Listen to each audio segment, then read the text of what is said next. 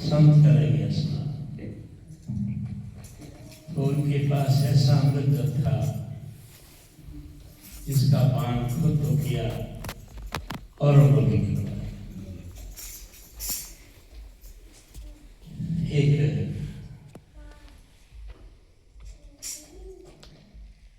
साधु क्या, संत क्या, फकीर क्या, अनेकों के पास आते थे। गुरु गोरखनाथ जी एक सिद्ध पुरुष हुए जिन्होंने जब तब करके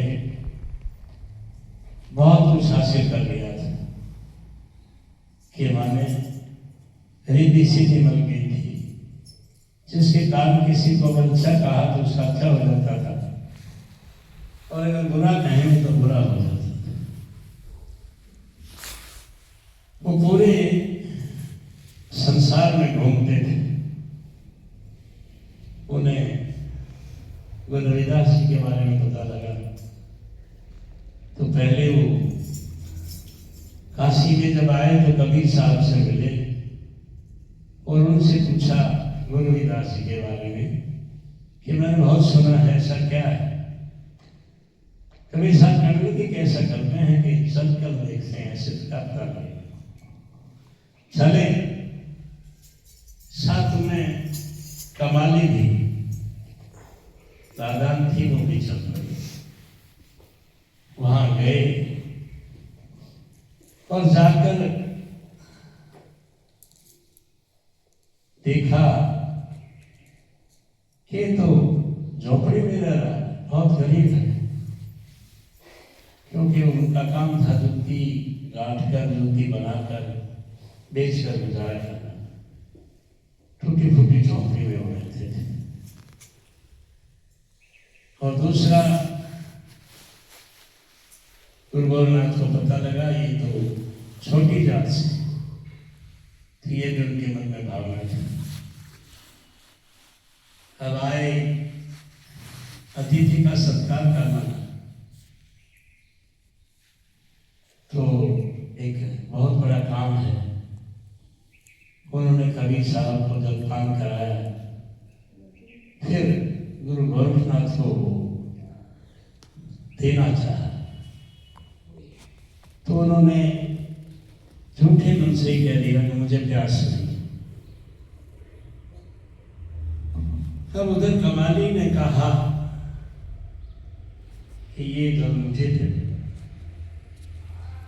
वो उसने पी लिया। समय बीत गया। गुरु गोरखनाथ के मन में ये रहा कि चलो मैं आज एक अछूत के हाथ से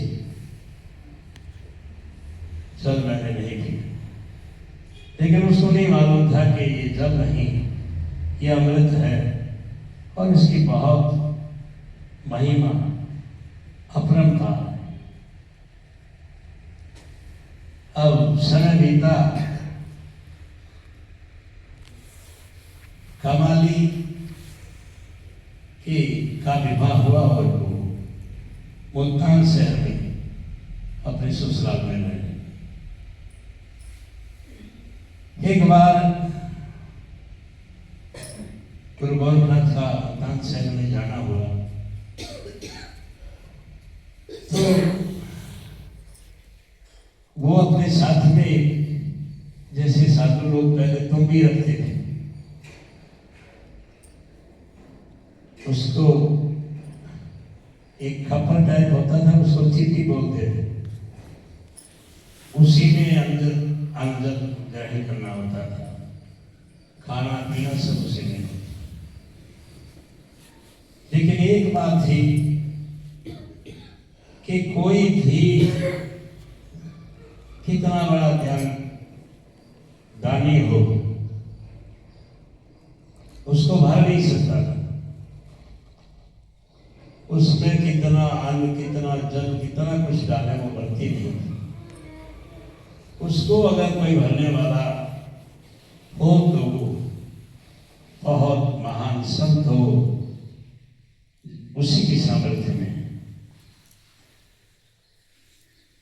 गुरु गोरखनाथ मुल्तान शहर में गए तो हर जगह हो गया कि गोरखनाथ जी आए, और घर घर जाकर वो यही कहते हैं कि अगर कोई मेरी चिट्ठी को भर दे तो मैं उसको मानू। अब बात हर जगह फैल गई। गोरखनाथ जी जहां कमाली थी उस वाले में 1, 2, 4 जगह गए, लेकिन किसी ने भी उनकी बात पूरी नहीं की। और उनकी शर्त ये थी कि जो मेरी कोई चिट्ठी को भर दे प्रसाद में उसकी घर में ग्रहण करूंगा, नहीं तो चलते हैं। कमाने को पता लगा कि कोई फकीर आए हैं, नाम भी उसका सुना हुआ था, उसने तो देखा भी था। तो उसने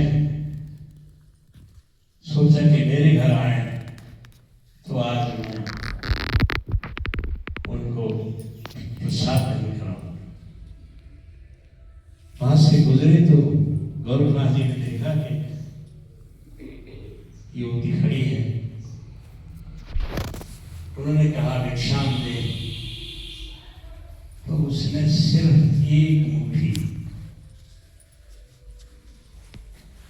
कोई चावल की ली और गोरखनाथ जी की उस बर्तन में डाल दी। वो लबालब भर गया।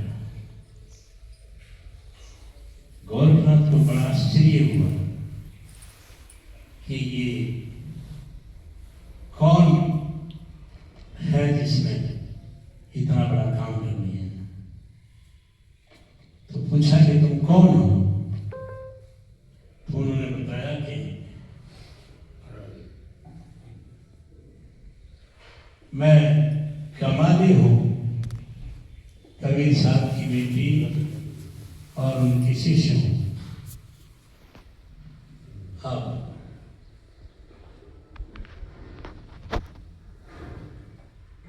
पूछा कि एक बात बताओ कि तुम्हारे में ये शक्ति कहां से आई कि तुमने ये मेरी चिट्ठी भर दी। आज तक कोई मेरे मन को बहुत बिरला मिला है। तब उसने याद दिलाया कि जब आप मेरे पिता मेरे गुरु कबीर साहब के साथ गुरु रविदास जी के यहाँ गए और उन्होंने आपको अमृत जल पिलाना चाहा, जो आपने इनकार कर दिया जाति पाति के कारण, और वो अमृत जल मैंने दिया था। तब गोरखनाथ जी की आंखें खुली हो,